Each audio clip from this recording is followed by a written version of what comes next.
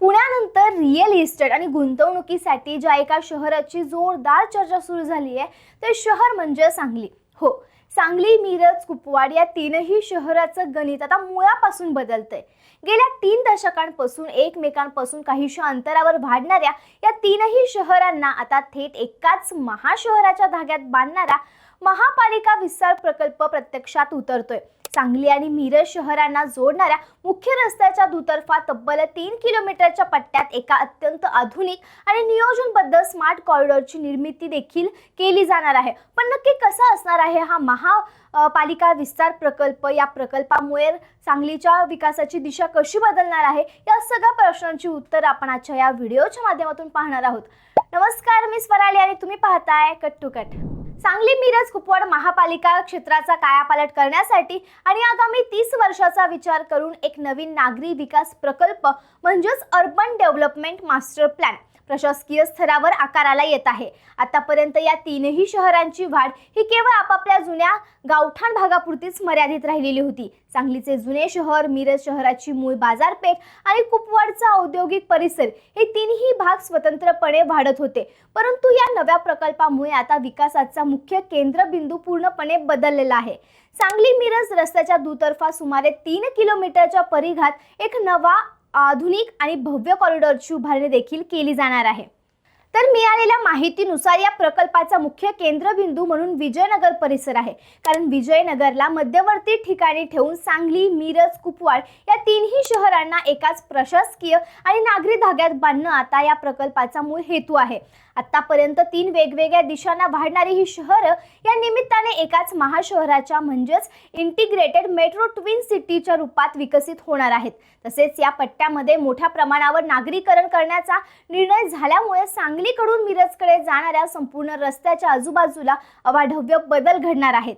हा प्रकल्प केवळ कागदावरच नसून प्रत्यक्ष जमिनीवर नवी शहरे कशी आकारात घेतायत याचाच एक उत्कृष्ट नमुना ठरणार आहे.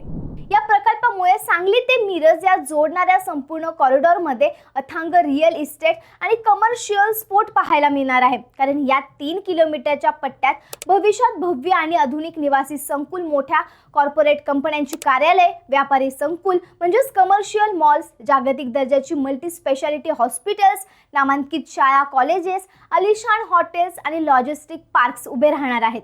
2 मोठ्या नागरी केंद्रांना जोडणारा हा मुख्य रस्ता असल्यामुळे या पट्ट्यातील जमिनींची मागणी अचानक प्रचंड वाढली असून जमिनीचे भाव देखील थेट गगनाला भिडू लागले आहेत आणि भविष्यातील गुंतवणुकीचा हा एक हॉटस्पॉट ठरत आहे. हा संपूर्ण विस्तार अत्यंत नियोजित आणि सुटसुटीत व्हावा यासाठी या प्रकल्पात रस्ते विकास आणि ट्रॅफिक कनेक्टिव्हिटीवर सर्वाधिक भर देण्यात आला आहे.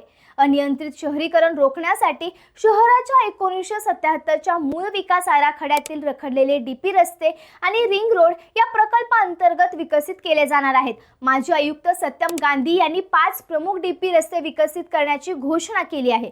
या अंतर्गत डीपी रस्त्यांमुळे सांगली व मिरज या दोन्ही बाजूंच्या वाहतुकीचा मुख्य रस्त्यावरील ताण कमी होईल. मुख्य रस्त्याला जोडणारे सर्व्हिस रोड, रुंद अंतर्गत रस्ते, पूल आणि राष्ट्रीय महामार्गाशी सुलभ जोडणी हा या विस्तार प्रकल्पाचा अत्यंत महत्त्वाचा भाग आहे. मात्र हा प्रकल्प यशस्वी करायचा असेल तर रखडलेल्या ड्रेनेज आणि पाणी पुरवठा योजना यांसारख्या पायाभूत आव्हानांना आधी पूर्ण करावं लागणार आहे. सांगली आणि मिरज शहराच्या भूमिगत गटार योजना गेली 15 वर्ष रेंगाळल्या आहेत आणि कुपवाड योजनेचीही दुर्दैवामुळे दुरावस्था झाली आहे. जर महापालिकेच्या या नव्या विस्तार पट्ट्यात भूमिगत ड्रेनेज यंत्रणा सक्षम नसेल तर नवीन वसाहतींमधील सांडपाण्याचा प्रश्न बिकट होऊन आरोग्याचा गंभीर धोका निर्माण होऊ शकतो. 2025 मध्ये आमदार जयंत पाटील यांनी दोन्ही योजनांसाठी 24 कोटीच्या अतिरिक्त निधीची मागणी केली होती आणि कंत्राटदारांवर कारवाईची मागणी देखील केली होती. त्यामुळे पायाभूत सुविधा आधी पूर्ण करून मगच विस्ताराला गती देणं हे या प्रकल्पाचं मुख्य सूत्र असणार आहे.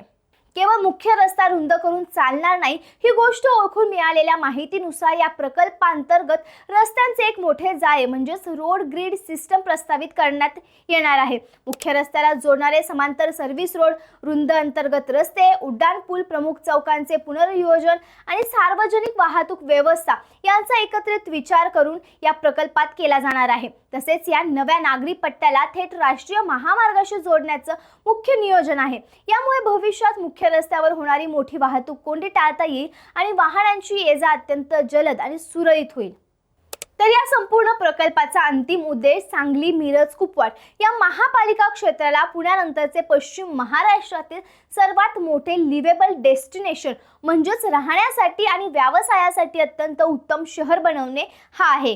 यासाठी महापालिका प्रशासन, स्थानिक लोकप्रतिनिधी आणि क्रेडाई सारख्या बांधकाम क्षेत्रातील मुख्य व्यावसायिक संस्थांसोबत संयुक्त बैठका घेऊन निधी खर्चाचा प्राधान्यक्रम ठरवला जात आहे।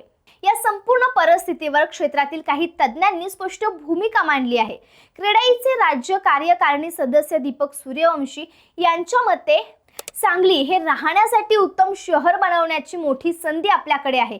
यासाठी महापालिका आयुक्त, स्थानिक आमदार आणि खासदारांनी क्रेडाई व स्थानिक व्यापाऱ्यांसोबत एकत्र बसून पुढील 10 वर्षाच्या खर्चाचा प्राधान्यक्रम ठरवला पाहिजे। तसेच ज्येष्ठ बांधकाम व्यावसायिक के शहा यांनी स्पष्ट केलं आहे की तीनही शहरांचे बकालपण घालवण्यासाठी निधीपेक्षा प्रशासकीय इच्छाशक्तीची गरज जास्त आहे। शहरातील मुख्य प्रवेश रस्ते रुंद करून अतिक्रमण हटवली पाहिजेत आणि डीपी रस्त्यांसाठी ठोस निधी दिला पाहिजे। याशिवाय क्रेडाईचे उपाध्यक्ष आनंदराव माळी यांच्या मते नगर रचना अर्थात टाउन प्लॅनिंग विभागात तज्ञ कर्मचाऱ्यांची कमतरता आहे। बांधकाम परवानग्यांमध्ये पारदर्शकता आली असली तरी कामाचा वेग वाढवलेला नाहीये। त्यामुळे TDR ला योग्य प्रतिसाद मिळण्यासाठी धोरणात्मक निर्णय घेणं गरजेचं आहे। आधी जमिनीवर रस्ते, ड्रेनेज आणि पाण्याचे आरक्षण निश्चित करून मगच नव्या बांधकामांना मंजुरी दिली तर महापालिकेला हा विस्तार प्रकल्प सांगली, मिरज, कुपवाडला महाराष्ट्रातील एक अत्यंत आधुनिक आणि नियोजनबद्ध स्मार्ट शहर बनू शकेल। मात्र हा प्रकल्प राबवताना एक अत्यंत महत्त्वाची काळजी प्रशासनाला घ्यावी लागणार आहे, ती म्हणजे अनियंत्रित नागरीकरण रोखणे। जर आधी शेतीची जमीन निवासी किंवा व्यावसायिक वापरात आली आणि नंतर तिथे महापालिकेने रस्ते, पाणी व ड्रेनेज लाईन टाकण्याचा प्रयत्न केला तर त्यासाठी कोट्यावधी रुपयांचा अतिरिक्त निधी वाया जातो। म्हणून या प्रकल्पाचे मूळ सूत्र हेच आहे की आधी मुख्य रस्ते, भूमिगत ड्रेनेज लाईन, मुबलक शुद्ध पाण्याचा पुरवठा, विजेचे नेटवर्क आणि सार्वजनिक वापराची आरक्षणे निश्चित करणे आणि पायाभूत रचना पूर्ण झाल्यावरच नवीन बांधकामांना व वसाहतींना मंजुरी देणे। थोडक्यात सांगायचं तर हा प्रकल्प म्हणजे केवळ विस्तार नसून पुढील 20 ते 30 वर्षांचा सांगलीचा एक विशाल मास्टर प्लॅन आहे। रस्ते, ड्रेनेज, पिण्याचे पाणी, महापूरमुक्तीचे नियोजन, IT पार्क्सची उभारणी आणि नवीन उद्योगांना चालना देऊन रोजगाराच्या संधी निर्माण करणे, या सर्व गोष्टी जेव्हा एकत्र येतील तेव्हाच हा प्रकल्प खऱ्या अर्थाने यशस्वी होईल। जर स्थानिक नेतृत्व आणि प्रशासनाने योग्य इच्छाशक्ती दाखवून हा प्रकल्प नियोजित वेळेत आणि पारदर्शकपणे राबवला तर सांगली, मिरज, कुपवाड हा संपूर्ण पट्टा महाराष्ट्रातील एक मॉडेल, स्मार्ट आणि संपन्न नागरिक केंद्र म्हणून नावारूपाला येईल।